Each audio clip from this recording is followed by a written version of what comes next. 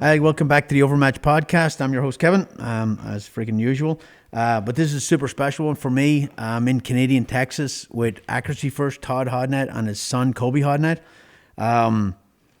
They run long-range shooting. They've freaking revolutionized the long-range shooting game. I was a sniper in the military. I went to sniper school. I went to sniper school in Ireland. I went to sniper school in Special Forces Sniper Course. That was high school. This was college, right? This was the next level higher education on long-range shooting.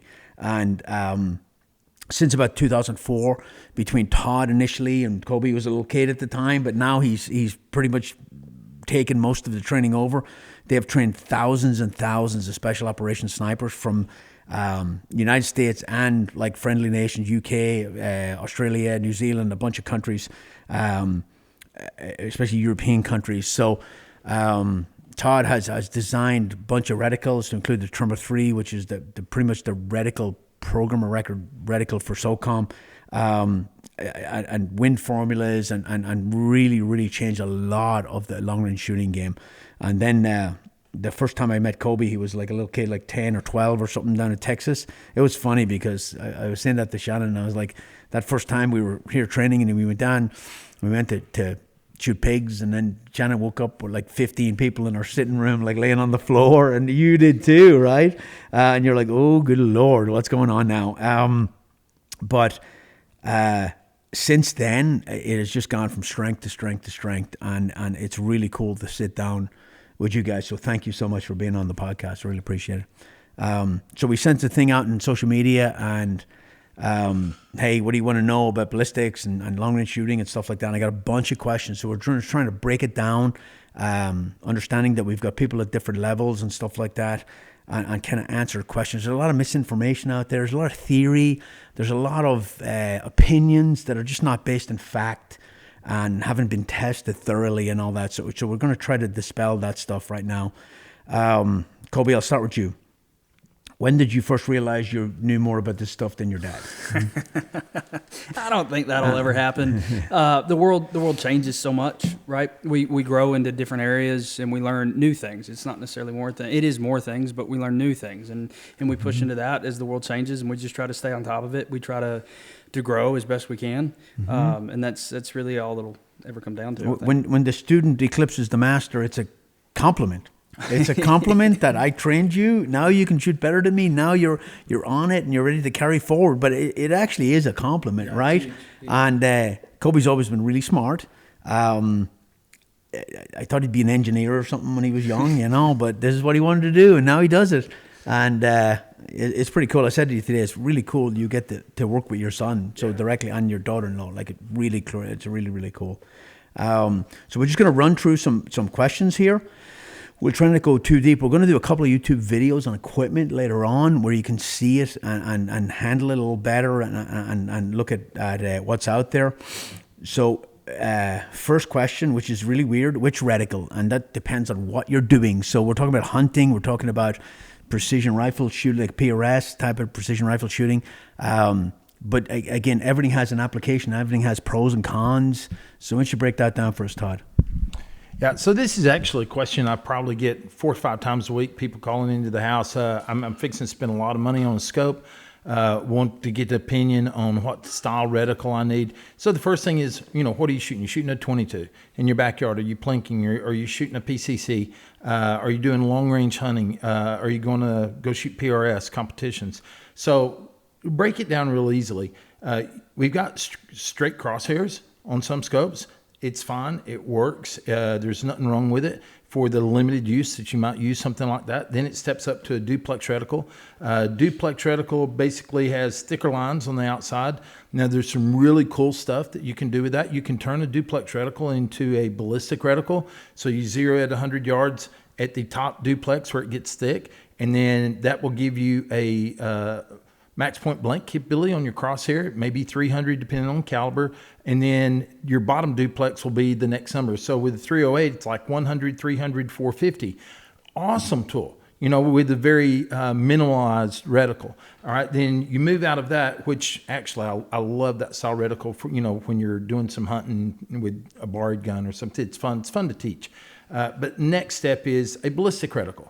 So ballistic reticles are made for one density altitude, and one BC and one muzzle velocity. So we can get into BCs and all that later, but this is a different conversation. So it's made for one bullet at one muzzle velocity at one density altitude, and it's usually zeroed at 100, and they're all nearly all of them are set up at sea level. All right, so then we came in and made the Trimmer 8, which was a ballistic reticle that's been adopted by the military, but it has max point blank capability. And because we did it this way and we normalized a point below the crosshair, that we made sure everything matched up, like 500 meters, it minimalizes the error that you would have at 400 and 600, and it's going to give you max point blank capability on your crosshair.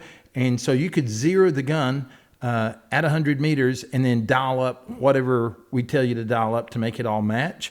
And so that's where you get your max point blank capability. You still can dial down, be at 100. Then with our reticle, then you can still dial up, shoot 8.5 mils and shoot crosshair. So it takes nothing away, and you can still reach out, and it has wind dots in it. So most ballistic reticles don't have wind dots, and the ones that have wind capability, it's at one density altitude. And so if you change your bullet, or you change density altitude, you get to go on an elk hunt. All that stuff changes and doesn't mean anything. You'd have to figure it out. So that's another style reticle, which is, if you're not going to shoot past 500, they're awesome reticles. So moving from there, we have the gridded reticle, which was a Horse patented product. So the gridded reticle, that patent is run out now. So every company has a gridded reticle. What does gridded reticles give you? They give you pure speed. All right, so now you're not dialing for every distance. You can use your drops and use your holds. That was what I developed with the H58 and H59. Gave some military capabilities for the speed milling up top. But with the H58 and H59 that were adopted in the military, then I came out with the Trimmer 2 that gave us wind dots. So there are time of flight deflection points that are based on time of flight. That means you can calibrate them to any set of bullets, muzzle velocity, ballistic combinations, density, altitude. It works everywhere with any caliber. And then everybody in the military had got used to playing with the 50 or the 59, so they was like, "Hey, we like the 0.2 mil subtensions. Can we have that back?" So we built the Trimmer 3 that gave everything, and now that reticle is taken over. So that's the number one reticle across the world right now with all the militaries that we train. But it's not necessarily that if you're doing hunting, you're not shooting out past 500. You really don't have to have a Trimmer reticle. Maybe the Trimmer 8 would be good to have something like that, or a ballistic reticle is fine.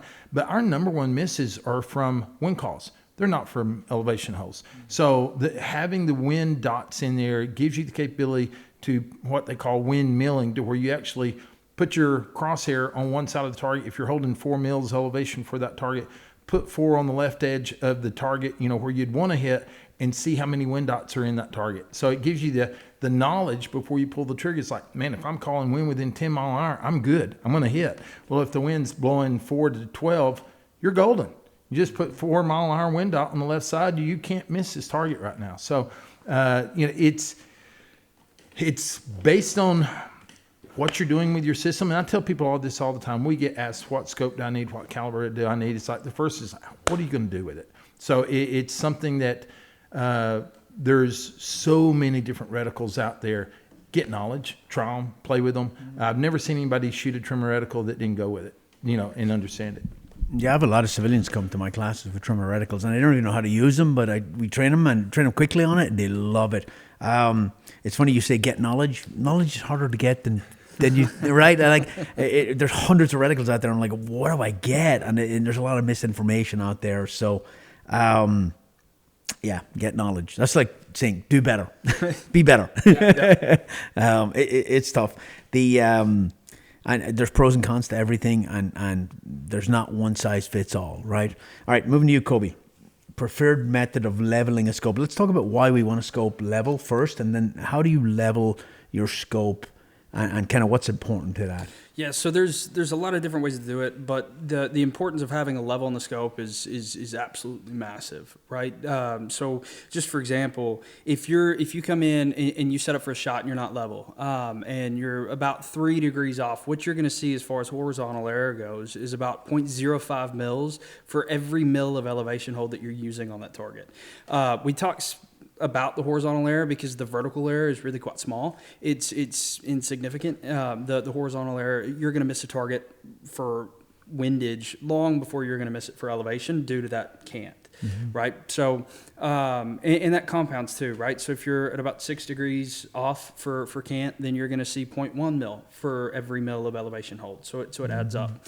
But as far as leveling it to the coming about and actually leveling it, there's a lot of different ways that you can do it, right? So coming in and setting up a plumb bob, and then from there making the vertical stadia align with the plumb bob, and then making your bubble level match that. Happy days. Another way of coming in and doing it is you can set the gun up next to a wall and then take a flashlight and shine it through, and what you'll see is a projection of the shadow of the reticle up on the wall, and then you can take a little plumb bob there and then align it to that. So now I'm taking up very little room. I don't have to go out to the range. Another issue with plumb bobs is in high winds, right? In high winds, they move, they sway, right? They're offset at a different angle, and so you can't really trust it. Another thing you could do out in the field is you could come in and look at radio towers and stuff like that. If you've got another weapon system that shows level. One of the main reasons that I really like bubble levels that have lines that go out is that I don't have to be perfect level or have something that's perfect level to level the system, because if I know how unlevel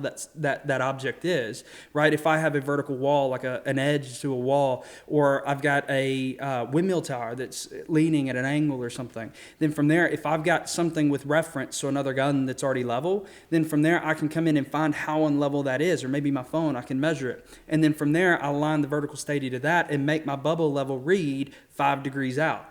And then from there, when I go to level, now I'm level, right? So there's a lot of different ways to approach it when you've got a level that tells you how unlevel you actually are built into it, right? And that's one of the main reasons that I like the bubble levels that are attached to the scope, right? Is because from there, once I get that set up and my vertical stadia is true and level to the world, then from there, now I can take that scope out of the rings and put it in any different like set of rings that I want. And I don't have to go through that process again of aligning the vertical stadia to the world. Because again, that is the most important thing out of all of this, right? Is making sure that you're doing that right. As far as leveling the scope to the gun, that is important, right? Because if you don't do that, you're going to be introducing air into the system. You are. That's going to happen. But I feel like that air has been overblown in the past on how much air there really is when you don't have the scope level to the gun itself. It is important, right, to be able to come in and trust your system and have everything set up. But as far as how much air you're actually introducing, I took guys and measured how much cast they would need built into a stock through quite a few months of like 10 to 15 guys coming out every week. And I found that about 7.5 degrees of offset was the most I saw. So I went ahead and doubled that math and said, all right, for 15 degrees of offset, if I make my vertical stadia level to the world and I cant the gun off of that. So that's the key thing here is, right, my vertical stadia is level to the world, and then the gun is sitting off to the side in the rings, or the scope is off in the rings, however you want to look at that. Then from there, how much air am I going to see? And what it came out to was about 0.15 mils at 2,000 meters with a 308, right, of horizontal air. I mean, it's incredibly small. It is there, and if I could take the time to come in and set it up and make everything perfect, I would, right? If I had a weapon system where I could have just cast on the stock and actually make it fit my body well, I would, right? But really what it comes down to, and like everything in the classes that we teach, is knowledge of what matters and when it matters, right? Because that's what allows you to be adaptable to whatever scenario you find yourself in, right? Because if you have one set approach to everything, it's not going to be fully optimal.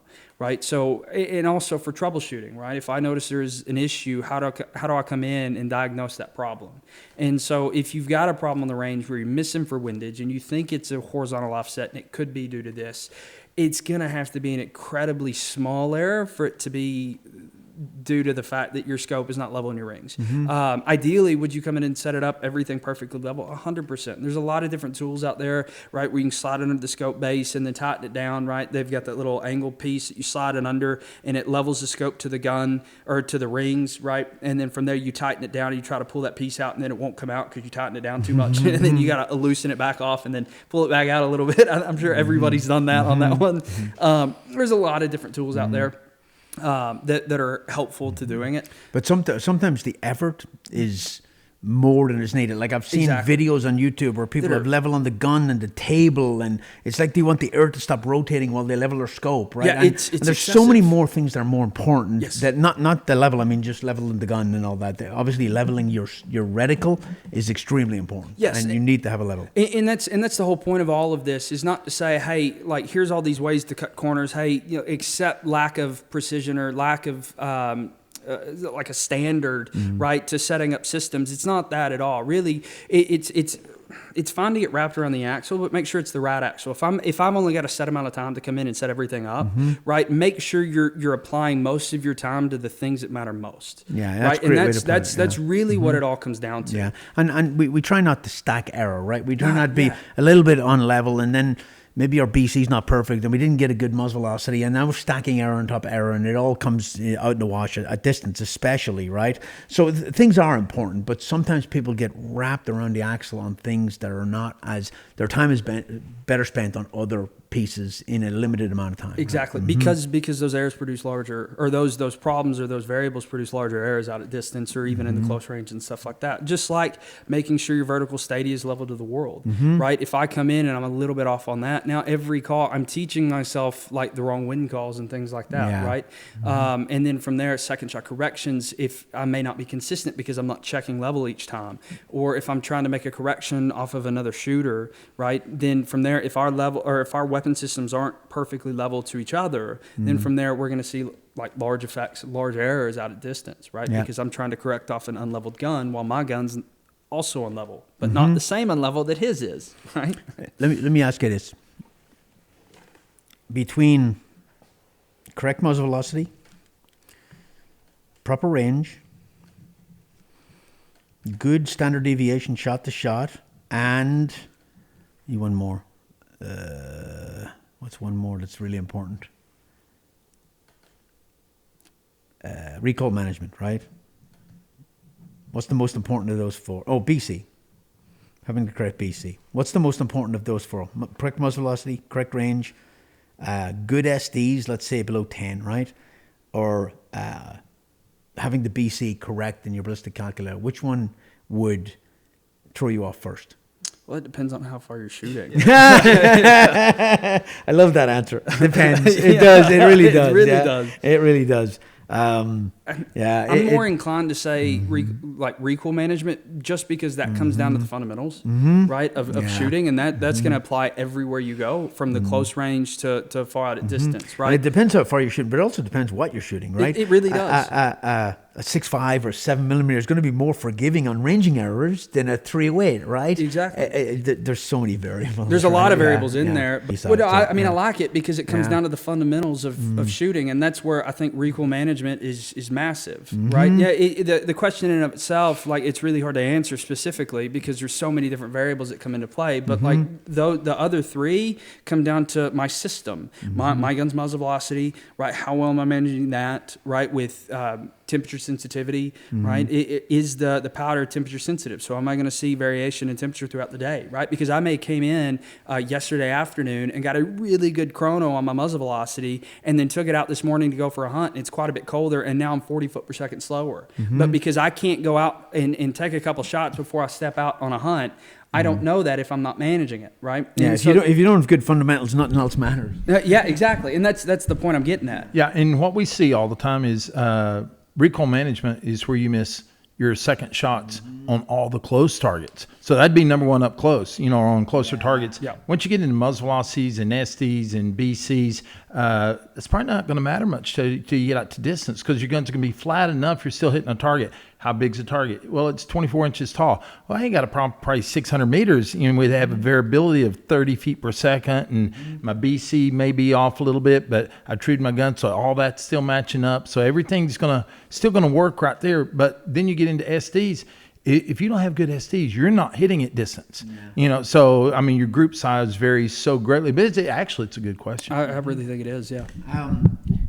I've noticed, and you guys have noticed this, that shooting 6, 8, 10-inch plates out to 400, and they're not difficult shots, but people miss them a lot. because they don't take them seriously. They winged around thinking, that's so close, I got that whack, miss. I'm like, oh my God, what that? And they just don't put the effort in that's needed. Yep. And they understand it's a small target. You're going to miss if you don't. It needs the same amount of effort, right? Well, I equate it a lot. So I was teaching Kaylin how to shoot a bow, and we started out at 20 yards, and she was shooting. I mean, it was her first day shooting, and so she was shooting decent groups at 20, right? And then we moved back to 30, and I got her bow close to set up at 30, and then 30 is really not much different from 20, other than it just feels like it's quite a bit further. The target looks smaller, everything like that, and immediately her group shrunk. Right, then we go back to 20 and the groups open up a bit more. It's just that perception of the requirement for focus goes up, and so because you're trying to shoot something that feels a lot smaller. Yeah, aim small, miss small. It really comes down to that, right? And so a lot of people just come up to a real close target and then just wing it because it's like, I'm not going to miss this one. Yeah. And they do because they don't apply themselves to it. What the way where I got this question was the WES program, where you can go in and change one thing at a time and look at the hit probability, because it's so educational, where people are like, oh my God, like being off in range that little makes that much difference, with that bullet. Like there is so many variables in there. There's so much to learn in the WES program. Oh, there is. Yeah, it's great. It's phenomenal. Yeah, tool. Brian sent a copy to the Marine Corps so they could use it as an educational tool, which is really cool. And for hunters too. So I'll use it for picking hunting ammo a lot of the times. And so the way I'll do it is I'll come in and look at really expensive ammo, look at relatively cheap ammo. Right. It's so long as you've got like terminal effects that are achieved out of different ammo types. A lot of times people come in and look at it and go, all right, this is more expensive, so it obviously should be better, right, because it's priced higher, so I'll buy that. But then what I'll do is I'll buy a box of each, and then I'll go out to the range and I'll shoot it for groups with a chrono and look at muzzle velocity variability. And then if I can measure BC variability, I'll try to do that with the Garmin chronos, and I think we're probably going to talk about that later. But then from there, I'll also shoot for groups at 100. And then with that, I'll take that information and plug it back into the WES program, and then it'll tell me hit probabilities on certain targets going all the way out. And I'll look at it and go, okay, so this ammo is a bit more expensive, but realistically, it only gives me like 3% more hit probability at the ranges that I'm trying to go for. Yeah. Right. So it's non-beneficial for me to spend another $1 a round on ammo, right, when I could just have this round, right? And it does everything I want it to do for a bit cheaper price. Yeah. Right. Yeah. And so it's, for me, it's paid for itself in just ammo selection of hunting ammo. Todd, best whiskey? Jack Daniels for me. Colby? I like Woodford. Okay. I don't drink whiskey because I punch people when I drink whiskey. So I don't stay off whiskey for me. I stay off whiskey for everybody else in the room.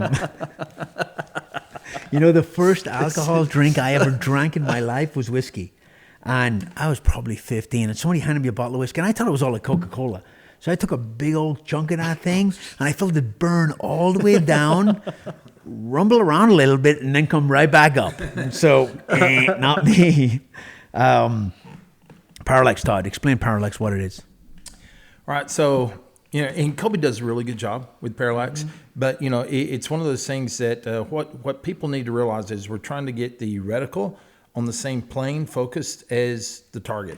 All right, so we don't want this, because when you move your head up and down and you're not centered with your eye in the ocular, all right, so as you move your head, the perception of where your reticle is on the target is not real. And so as you move and get these on the same plane, all right, so you're adjusting the ocular to get it for your prescription for your eyes so you can see it clear. It's the biggest problem we have is because young eyes change shape so much and will focus in, and then you can adjust the side focus, what we call the parallax knob, to get the target in focus.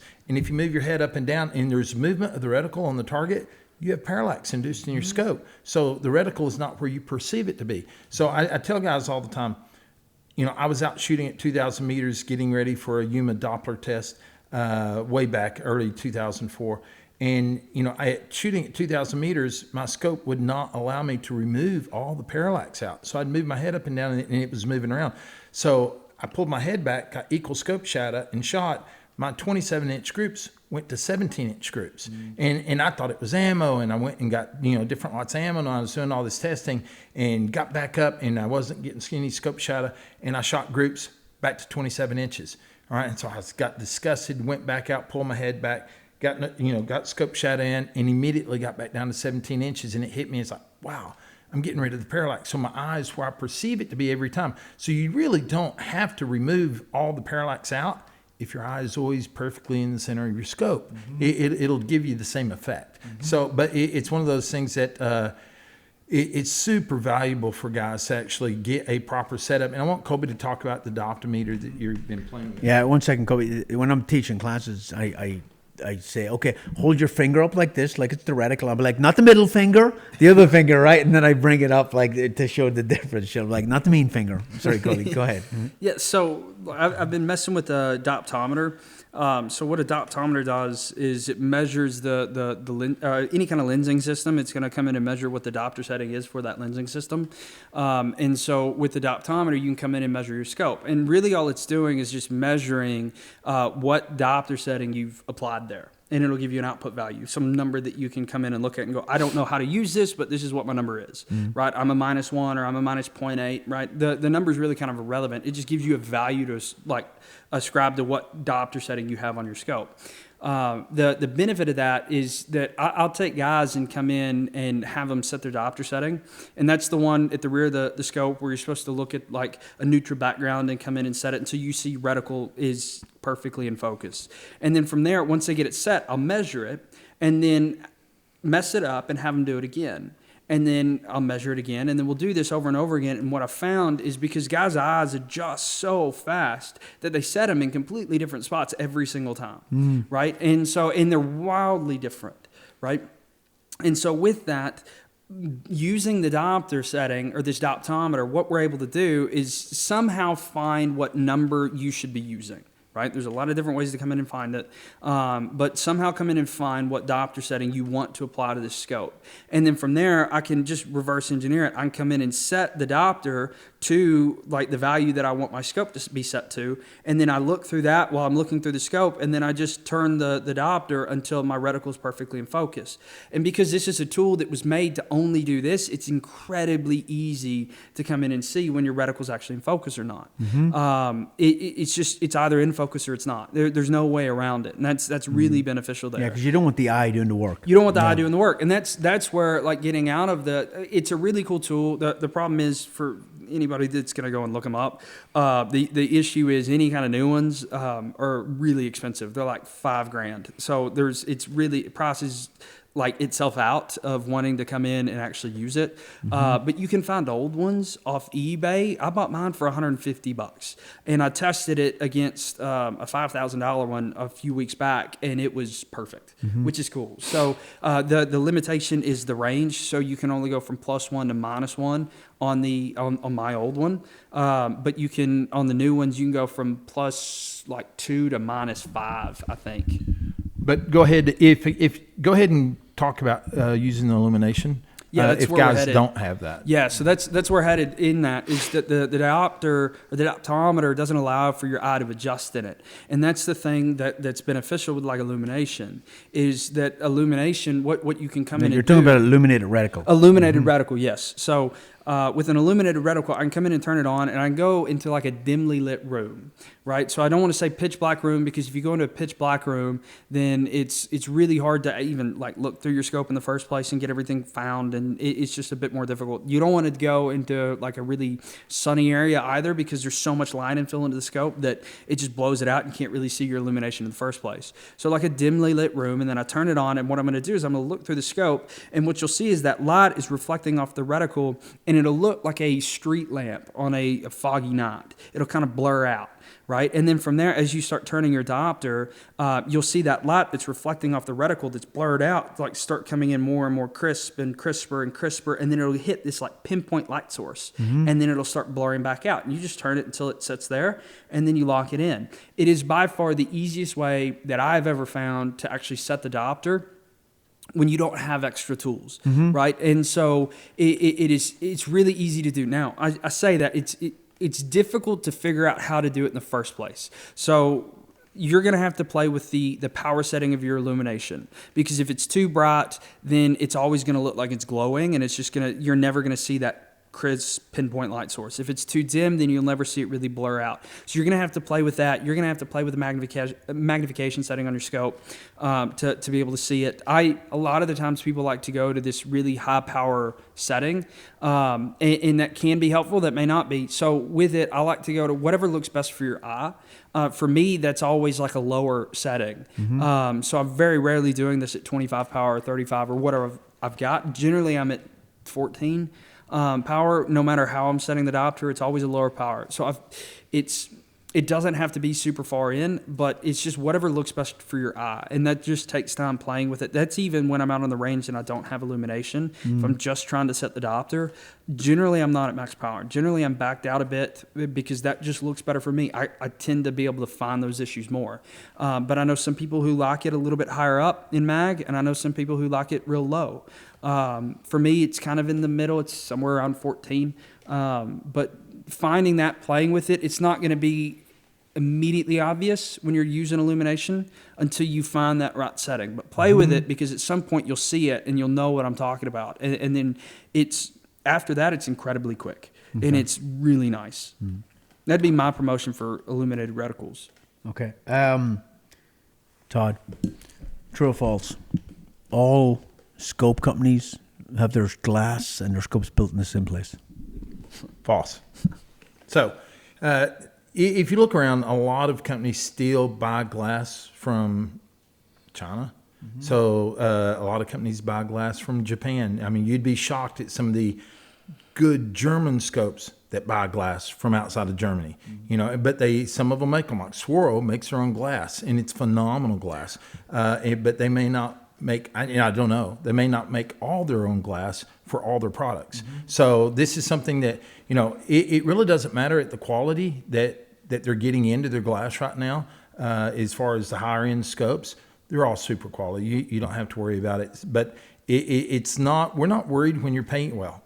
Not every scope that's $4,000 or $3,000 is worth $3,000. So a lot of what we're paying for is the quality of the dial, you being able to dial 10 mils and get 10 mils, and for it to return back to zero. So having a calibrated turret is a ton of what you're paying for. How the light comes into a scope, how clear it is, what the colors are that you can see. So high-end scopes, and I tell this to everybody, they go, hey, I'm fixing to buy something, and I'm like, spend all your money on a scope. It's the most important purchase that you're going to, have over the gun, the ammo. If you're going to shoot extreme long range, you can't do that with sorry ammo. So, it's like when you and me was working on 300 Norma ammo, and it was like, that's an ammo test, shooting groups at 1,500, not a gun test. So if you don't have the ammo, the gun's going to fail. So everything has its true value, but in a system, in long range shooting, the scope is the number one purchase that you have. Now, that doesn't mean that you have to spend $3,000 on a scope. I'm a huge Night Force fan because of quality and durability, and it can fall off, out off my pickup truck and hit the ground, and it's not going to lose zero ever. But not everybody can afford $3,000-$4,000 for a scope. So I tell people all the time, the horoscope is one of the best scopes out there. It's been out for several years. They've not had one return. Yeah, that's this scope right here, and it's a wonderful power. It's 5 to 20 power, which I love the 20 power. It's enough. I don't need 35 power to shoot, all the targets. We use 35 power for PID, for positively identifying the animal. So we do a lot of culling, and if I see a 9-point deer, we may want to cull him, but I get on the 35 power and I say, he's got a broke tip. He was a 10-point. So with the 20 power, there's nothing wrong with this scope. You can get the horse reticles in it. So that's the big benefit. This is the Trimmer 3. You can get the Trimmer 5 in them. The 5 to 20 is enough. The turrets track just like a Night Force. Plus, you can get them on sale for around $1,000. So you don't have to spend $3. And I keep one of these in my truck all the time on a gun. They're phenomenal scopes. Yeah, it's. I can see how difficult it is for people, but you'll see a lot of times people put more money into the gun than the scope, and it's a pretty big mistake. You can get it, and we're going to go here next about recommendations for equipment. You can get a pretty decent 308 for a pretty decent price, and I've seen it in the classes I run. Guys will show up with awesome gun, awesome optic, and ammo they got off the internet that was really cheap, and it's shooting a 1 foot group, and I'm like, oh my God, it's a system. They're all part of a team. They all have to work together, right? But yeah, the scope is super important. Let's talk about gear recommendations. Now, there's so much out there. So we're going to break it down into sections, and we're going to talk about affordable, decent quality, affordable, and kind of top of the line, buy once, cry once recommendations, right? So we try to walk through it in a fairly systematic approach. And again, once you say guns, you're like, okay, gas guns, bolt guns, like, what do you want? What are you doing it for? It's a whole nother area, right? So let's talk about a beginner who wants to start shooting a precision rifle, and we'll keep it there. We talk about an affordable gun, and then a gun that you would really want if you were that guy. All right, so we'll get this kind of started off first.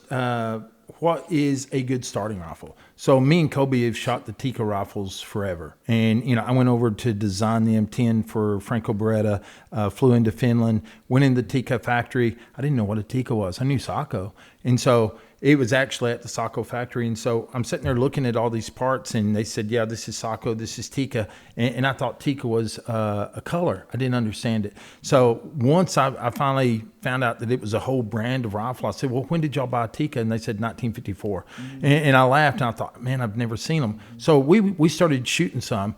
We've never found a bad one. They're very affordable. I mean, you're talking $800 to $1,000 can buy very nice, and $1,200 can get the PRS version of it. So it's a very accurate. Most of the time, they're all around half-minute guns. Very affordable. So used to when I was shooting competition, it was like you had to spend $3,000-$4,000 on a custom gun, up maybe $6,000 to be able to get a high quality, super accurate gun. That's not the case anymore. Colby's been testing some Bagheeras and the 6.5s. I shot one the other day that I was so shocked. I said, "How much do you have in this gun?" It shot sub half minute groups, and it's a 6.5.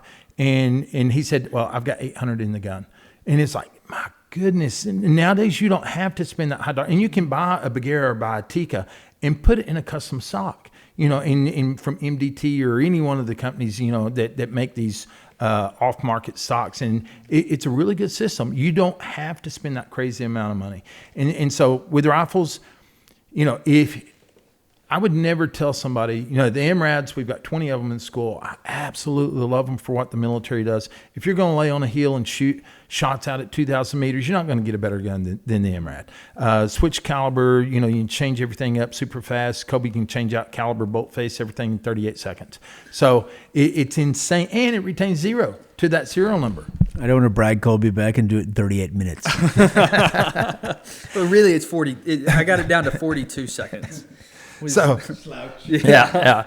So, but the main deal is people need to understand that there's better places to spend the big money. Now, there's nothing wrong if you want to shoot extreme long range, buy an MRAD, all right? But nowadays, when we talk about buy a good hunting rifle, for the guys that are wanting to do that, or you want to start out in PRS, go ahead and get a Tikka, put it in a good stock, and away you go. And you're not gonna make a bad choice. But there's another point coming in that when we now spend money on guns, it's like Colby got a proof hunting rifle. So this is a custom, super lightweight, carbon fiber barrel. And that would be where you'd spend money now to get a super lightweight weapon system. Yeah, but if Colby's a different ballgame, so but if you're new, and people often try to replace training with equipment, right? Yeah, well, I'm new, so I'm going to get this high-end rifle. It doesn't work that way. No. You need the training, right? And like a Tikka and stuff like that, it's a good place to start, and then you can upgrade it as you get better, and then eventually you can upgrade it to something high-end when you've got the skill to utilize it to its full potential.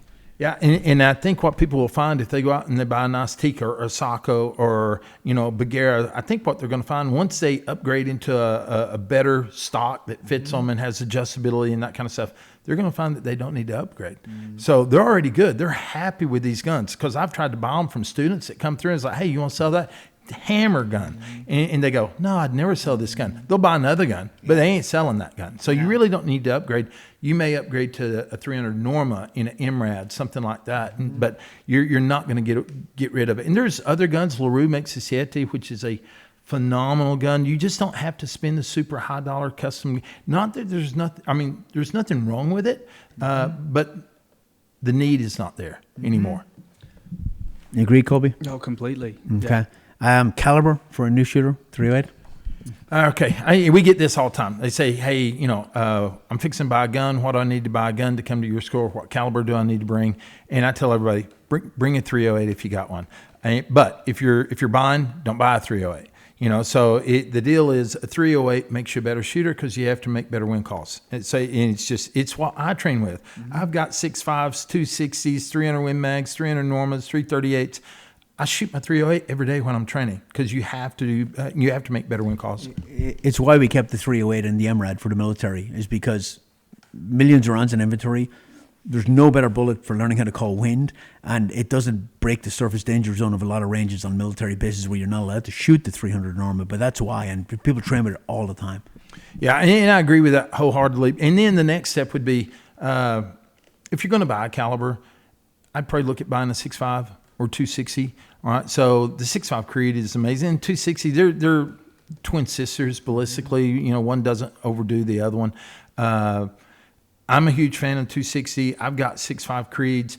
They're great for whitetail deer, even maybe for mule deer size animals. But I'm really not stepping out and wanting to take one of those up elk hunting. I'd want a 300 Win Mag. I'd want a 300 Norma. So this is something that, also is like, we call it Walmart guns, because where can you buy the ammo? So you can't just go everywhere and get 300 Norma ammo. So I went to Africa hunting a couple of years ago. I found 300 Win Mag ammo down there everywhere, but no 300 Norma. Well, I had the second 300 Norma ever made. I would have loved to have carried it down there, but it would have been useless if my ammo didn't show up. So 300 Win Mag, people don't realize if you shoot a 230 Burger in your 300 Win Mag, and you can call Burger and get loaded ammo this way, that matches a 338 Lapua with a 300 grain exactly for elevation drop and wind calls with half the recoil and about half the cost of ammo. So I'm a huge 300 Win Mag fan once we got good bullets like the 230 Burgers inside of them. So high BC, good muzzle velocities, and it's running 2850, so it's not a barrel burner. Okay. All right, so affordable and kind of buy once, cry once scopes. Colby, what you got? So there's a lot of different things. Like when I'm looking at a scope, a lot of the stuff that I'm looking for really comes down to what I'm trying to use it for. So how much magnification am I going to need? What kind of weapon system am I putting it on? Because that's going to be like what dictates a lot of the price points as well. For different scopes and stuff like that. So are you wanting to put it on a gas gun? Is it going to be close range type shooting that you're looking for? Is it more long range, stuff like that? If I was going to run, I'm sorry, if I'm going to run a gas gun, 308, 6.5, what am I looking at? 4 to 16, 525? 4 to 16 is going to be good. 4 to 20 would be fine as well. Not Force makes that NX8 that's like 4 to 32 or 2.5 to 20. So look, a lot of times with a gas gun, I'm not looking for like a massive scope to sit on there. So a lot of it comes down to weight requirement too, because for my hunting systems, I don't want a big heavy scope to sit on top of the gun. I want something lighter weight, right? And so like a 4 to 32 NX8 is really nice because I get the power out of it, but it's also smaller form factor, right? It's more lightweight. That's really helpful there. A 2.5 to 20, that 2.5 power down low, I'm really not using much ever.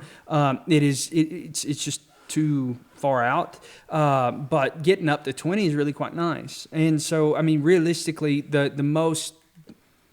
the region of power that I generally end up using is somewhere between 14 and 20. 90% of most of my shots are probably between 14 and 20 power. Yeah, a lot of people I have a Night Force 7 to 35. I rarely ever go over 25. Yep. Because you're so focused in, you can't see, if you're anyway unstable, you can't see your impact. No. It's kind of a trap almost, right? And you get so much mirage off your suppressor and stuff like that. There's a lot of downside, but great for target ID.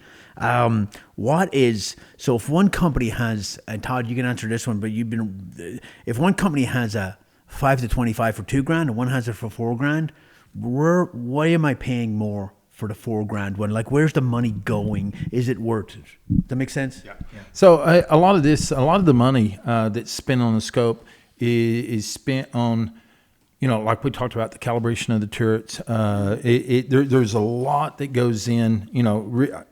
It's way deeper than that. It's the colors that you're going to see. It's making sure that everything tracks, it repeats. And when we talk about tracking, they set these things on culminators and dial up. When they dial up 10 mils, it moves exactly 10 mils and it comes back down to 0. And everybody thinks, oh yeah, mine tracks too. They do the 1 mil box drills. You'll never know if a scope track's doing that. Mm-hmm. So that's just old school stuff. That's one of those eras from the past that we've gotten away from. But getting the eras out of scopes, they call it an era budget.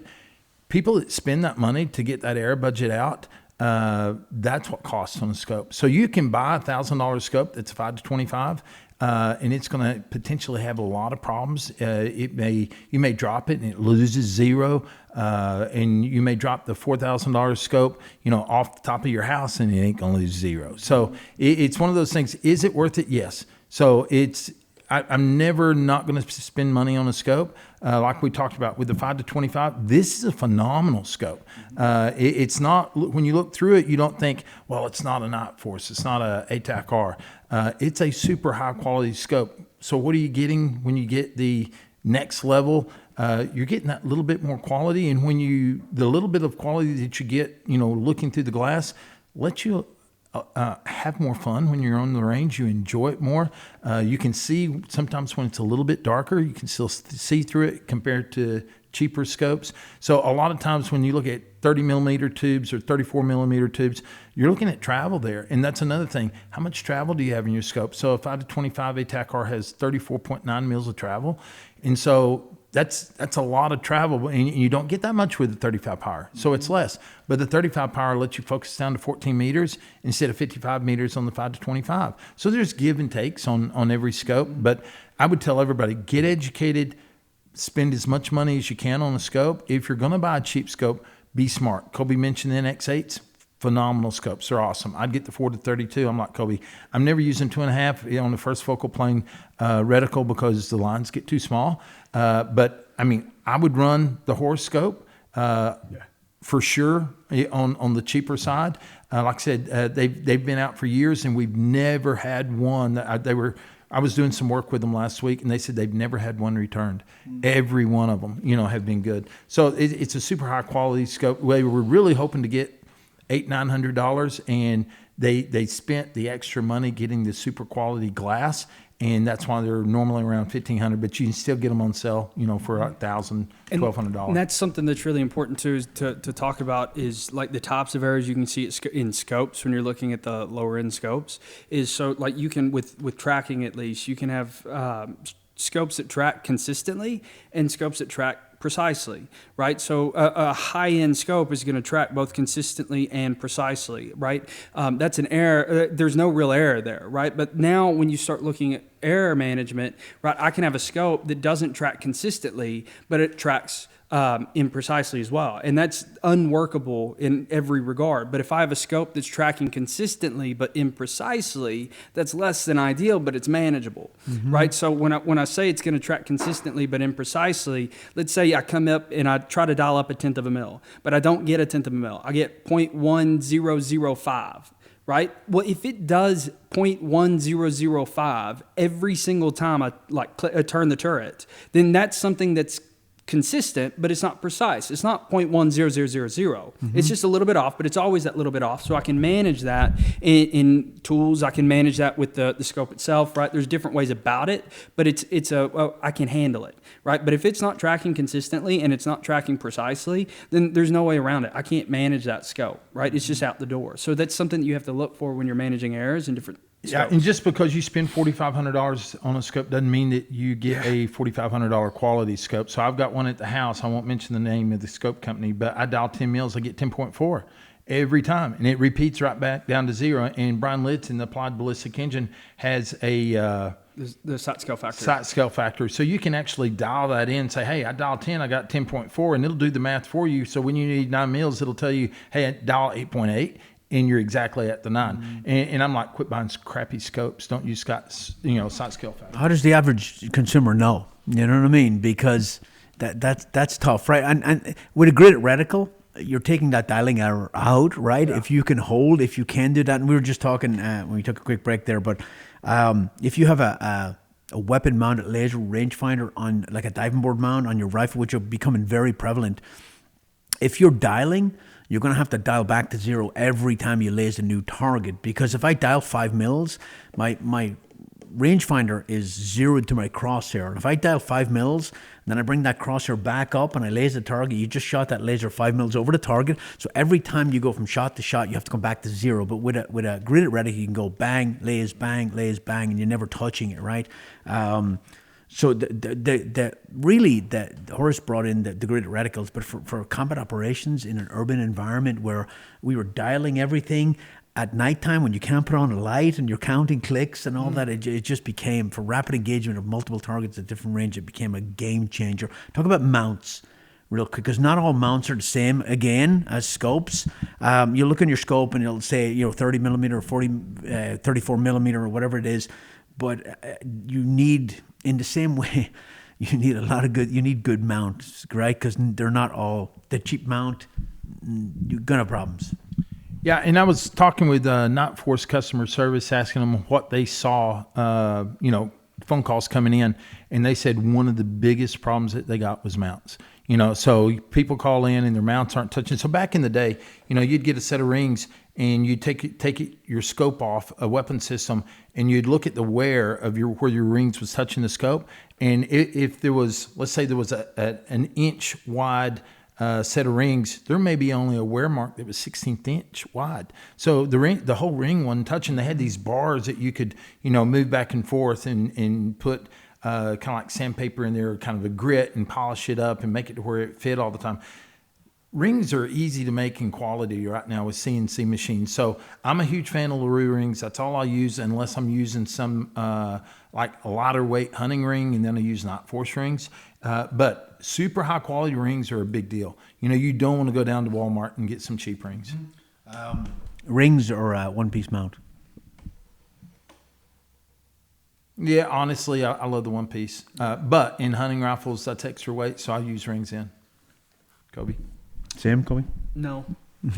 I like the one-piece mount because I want the capability on my hunting rifle to be able to take the scope off, put it back on, and have that trust. I will give up weight in the ring for durability, for capability, and the trust and the confidence in the system that it's going to perform. I'll take the extra pound that it's going to put. Yeah, for military, for special operations, as snipers, that military freefall is our infill technique a lot of the times, right? And if you have a sniper rifle that has a scope on it and mounted, when you hit the ground, you don't hit the ground gently, right? That's why I'm all broken. So I was like, I ain't mounting the scope. So we tested them, we shot them, we had LaRue mounts, we zeroed them, and then we marked exactly where they were. And then we took them off, and we bubble wrapped them and stuck them in a rucksack so they wouldn't, and we don't drop our rucks, we land with our rucks on, and we put them back on, we landed, and we shot, and it maintained 0, right? The alternative is that was fall into the ground like a bag of crap and break your scope on your sniper rifle before a mission, So that's a huge advantage for military application too. Yeah, in just hunting, I mean, like in high alpine environments, you're walking around elk hunting, and I mean, you're going to fall, you're going to trip, you're going to slip somewhere on the rocks and some scree or something like that. It's some point it's just going to happen, and I'd rather have the trust and the confidence that my scope's going to maintain 0 if I take it off the weapon system, or even not, right? Just leaving it on the gun. I want that capability.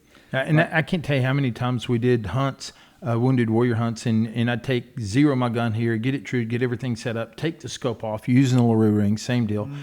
We'd take it off, put it in my backpack. It flies, up in the cabin class with me, and then all of a sudden the gun's stored underneath. We get to the cabin late at night. I put the scope back on. We're shooting in the morning at animals, not zeroing guns, and we've never missed an animal all the way out to 1,400 meters. All right, so and we've actually, Mark LaRue was real smart. I used to shoot 100-round groups, taking the scope off every time, and then to put a camera attached to the rear of the scope, and we'd take it off, put it back on. His mounts never moved the crosshairs more than a 16th inch. That was the maximum amount of movement that he ever had. So super high quality stuff. And I'm a big fan of the LaRue rings, the throw loaders. As long as you don't get in there and change something, right? As long as you don't get in there and torque it down more than it was when you zeroed it. Anyway, so we were going to go through tripods and spot and scope. We're going to do that in a separate video. Yep. So I'm going to jump on. We'll come back. Stay tuned. We're going to go through a bunch of examples of tripods and bipods and spot and scopes and kind of recommendations there. Kobe, for you, top mistakes you see for beginners starting out shooting. Geez, I see a lot of times people spend too much money in weapon systems and stuff like that before they focus on ammo, like training value, right? So like you were talking about, they come in and they buy really expensive weapon systems, and then they don't have enough money to put into ammo to go train, right? And so now they're just learning to get into something, and they don't have enough money to actually go out and shoot, right? And use the weapon system. So I would come in and buy that cheaper rifle to start with and to learn and to enjoy it, but actually have enough money left over to come in and start putting ammo down. And shooting. Geez, another one. I don't know. What do you think? I think the number one thing I see with new shooters, they most guns are quality, semi-good quality, and they can probably outshoot the shooter, but they'll spend money on a gun, even if it's a Tikka, Bagheera, or whatever, or Ruger, and then they buy a really cheap scope. I think it's the number one mistake that most shooters do starting out. Yeah. A lot of times I'll get guys to my class but I've been shooting for 20 years, and I'll put them behind the gun, and I'll get them to sit up nice and comfortably. And all this stuff I learned from you, but I'll get them nice and comfortably, like head upright, comfortable, relaxed, in a position you could take a nap in. And then I'll open their scope cap and they can't see through their scope because they've been straining for years, And then we'll remount the scope and move the cheek piece, length the pole, and I'll get it perfect. They'll be like, oh my God, that's so much better. Because they learned without instruction, and they've been doing it wrong for so long, but making it work. But then you end up with a headache in the back of your neck, and I've done that. And I'm like straining all day, and I'm like, why did I have a splitting headache at the end of the day when it's totally unnecessary, you know? Purely from a shooting point of view, I've seen that a lot, I think it's real common too for people who want to jump past the fundamentals in the training, right? And so they push past it too quick, and then they don't have those fundamentals to carry over. Yeah, it's a really common thing I see. Teaching civilians since I left the military, I've made a lot of mistakes and I've tweaked things, but one of the things I did early on is I jumped over the fundamentals. Trigger squeeze, shot release, follow through, recoil management, and it bit me in the ass. People would pull the trigger and their finger would be off the trigger before the bullet leaves the barrel. And then I had to go back and I did it again, and I focused hard on it because it doesn't look like that. You can't jump over all that stuff because it's not sexy, and get the winging runs and miss really quickly. I think that's why there's so much issue with parallax, right? Is because guys don't want to sit there and take the time to really make sure that the reticle is properly done and focused, because it's I can work through it, I can get past it, right? Like I can see the reticle, so what's the issue? Instead of like taking the time to actually take it out, and that's why it's so common. It's not a carbine, man. It's not wing and runs and bang, bang, bang, bang, bang. It's slow, methodical, and you guys see it all the time. But at the end of a day of shooting a precision rifle, people are exhausted because there's just so much goes into it. Like they are burned. I run my classes till 1600 usually on the website. Like that's what it goes to. By 14:30, by 2:30 in the afternoon, people are up off the gun. They're drinking water. They're talking. They're hanging out. They're just done. Like their brain can't take it anymore. You know, it's kind of funny. 6.5 or 308. All right. 308 has a lot of good bullets to select from. Again, I would never hunt with the 308 ever again, only because there's better choices. 6.5 is an amazing caliber. We've got, if you're going to buy a 6.5. If you got a 308, save it, keep it, use it for training. Hunt with the 6.5. A lot of good selections, a lot of good ammo companies making 6.5 ammo now. There's a lot of other choices. That's a really hard question. Between the two, I'd choose 6.5, but don't sell your 308. Just train with it and work with it, and then utilize the other one for hunting. And rebarrel it for a 6.5 when it burns out. Colby, you agree? Yeah, completely. Okay. Let's talk about bullets, because bullets are a whole nother subject. Hunting and target bullets, right? Because just because it's a great target bullet doesn't mean it's a great hunting bullet, and vice versa, right? So what features am I looking for a target bullet, and what am I looking for a good hunting bullet, again, depending on what I'm hunting? Yeah, and this is kind of a big subject. I mean, you can go on a long time with this, but you in a hunting bullet, you want expansion. All right, so Barnes makes some awesome bullets because they always expand and fly out exactly the same. They retain weight. So the retention of weight allows that bullet to go all the way through the animal, both sides, so you get blood out in case the animal does move and run off into the woods. You can track him down. You would not want that for collateral damage with law enforcement or military. But again, it's bullet selection. What do you want the bullet to do? In the military, we always just say intentions on target. Do you want the bullet to expand? Do you want it to go all the way through? You're shooting Cape Buffalo, you want him to remain a solid and go from his head all the way out his rear. So there's different bullet selections for different purposes. When you get into long range, number one thing we're going to look at is BCs. A higher BC is more efficient. It's going to have less wind drift. It's going to have a better time of flight. So this is something that's, it's imperative that we have high BCs. It's like when we started looking at 300 Norma stuff, we went around and selected all the highest BC bullets that we could get.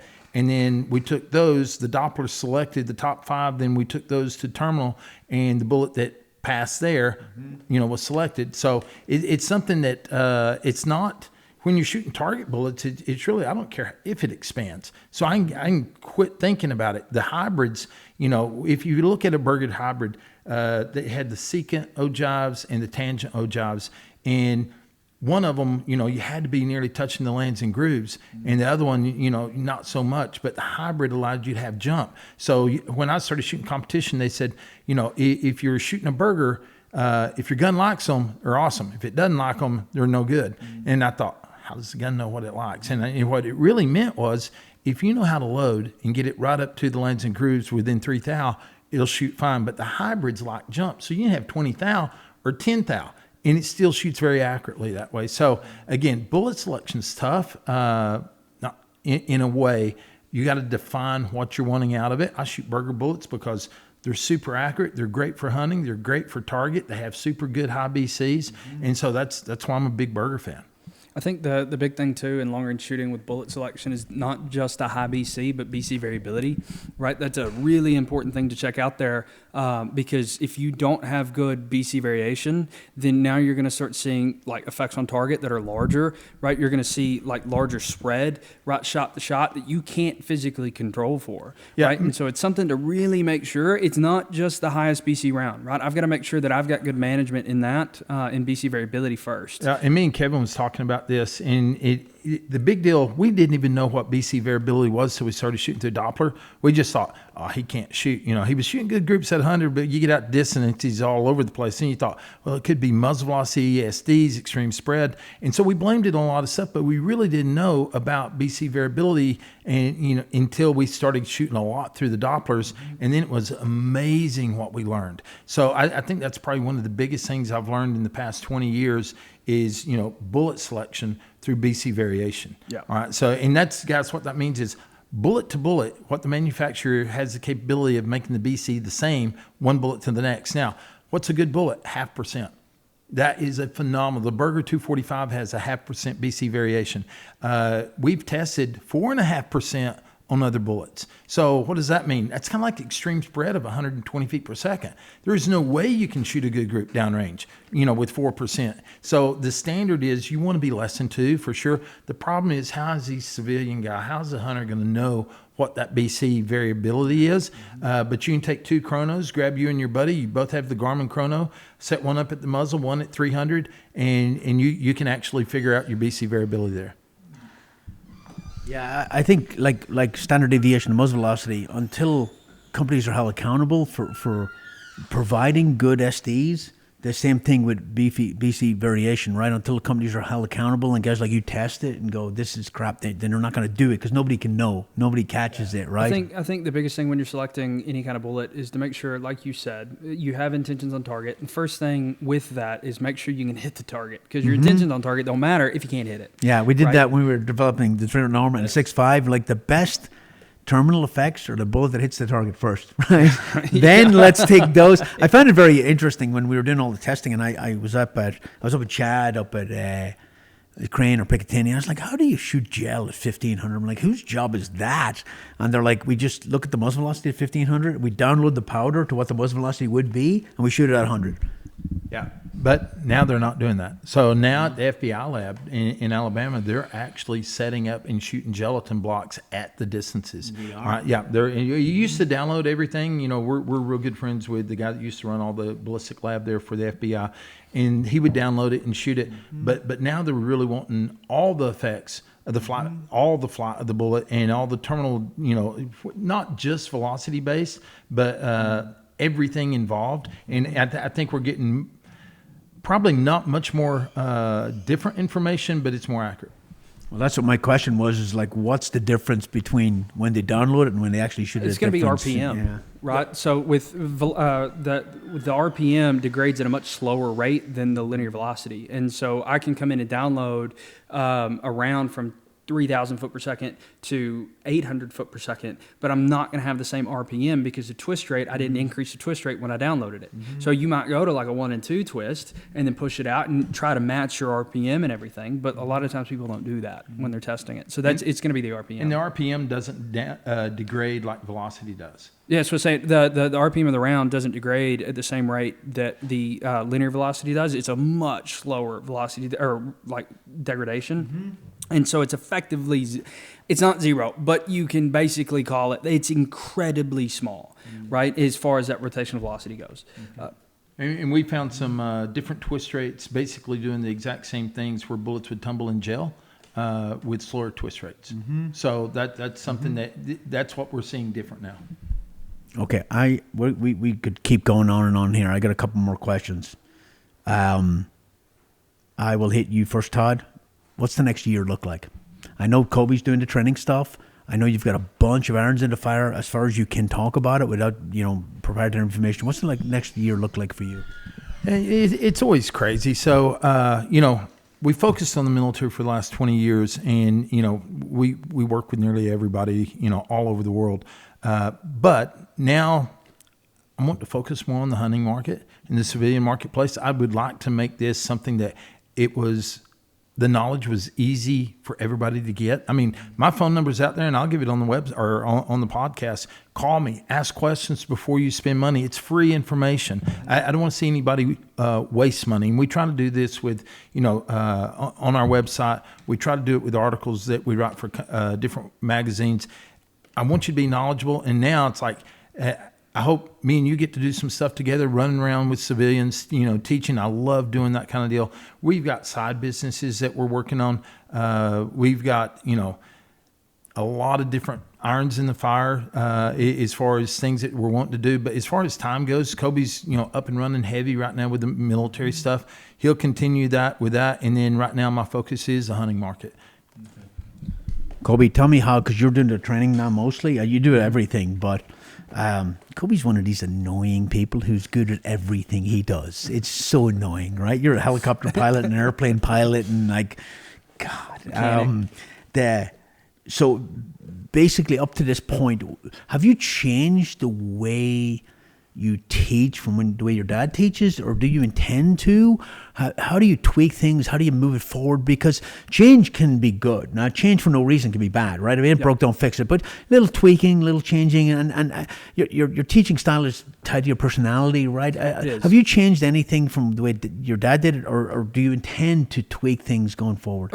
You always want to push and grow the business, right? So you never want to be static or stagnant, right? Because with complacency becomes stagnation, and that's never good, right? So you're always trying to push it and grow it, and I see that as a change, right? So with it, as far as the teaching style goes, you're right in that it is a very much a personality thing that comes out when you're teaching, right? And that's you've got to find that. I think that's something that comes with learning how to instruct, is you've just got to get better and find what works for you.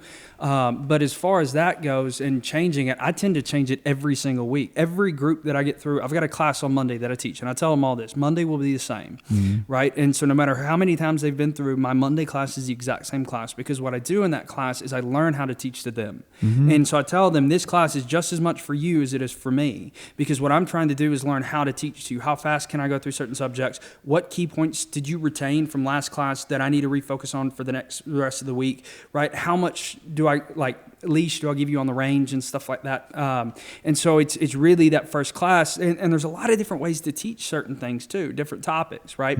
And so some people like to see things more in an itemized list of do this, and this, right? I don't really care about the why. And then other people really like to know the why. And so it's like I play with that in that Monday class to really try to tailor every week to that group, right? And so it's more of that, right? And that's the goal. So yeah, it changes, but it changes because I'm trying to fit it to that course. Yeah. Right. Okay. But as far as growth goes and changing in the course, yeah, I mean that's what we're always looking for, right? To grow the business, and never be complacent in where we're at. Right. And so that's where the change will come, is just because we're trying to push and we're trying to learn and we're trying to be better at every way and every method that we're at currently. Right. Yeah. I think having guys like you focus on things that, the military don't have time to find the actual data on, like the thing where, hey, if the rifle's not perfectly aligned to the, not perfectly level with the optic, how much does that really matter? And be able to provide that knowledge of what's really important, what's less important is huge.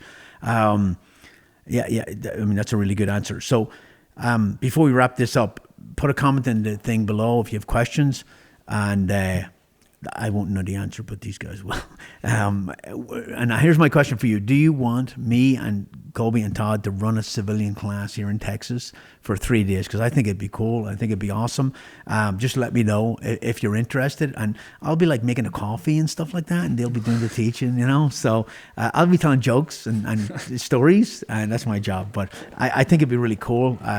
I've been lucky enough in my career to come here like 15 freaking times. I probably held a record until the SEALs came here more, right? But early on, I came here because I got to come here as a sniper on a team, and then working at sniper school, and then working in Force Mod. So I get to come back. I'm a slow learner. I had to come many times, But it was funny when I finally got to the point where I understood everything, and I'd be in a class of new guys, and I'd see the glazed look coming over, and I'd be like, oh yeah, I've been there, But it really has evolved, the long-range shooting community, and will continue to do so.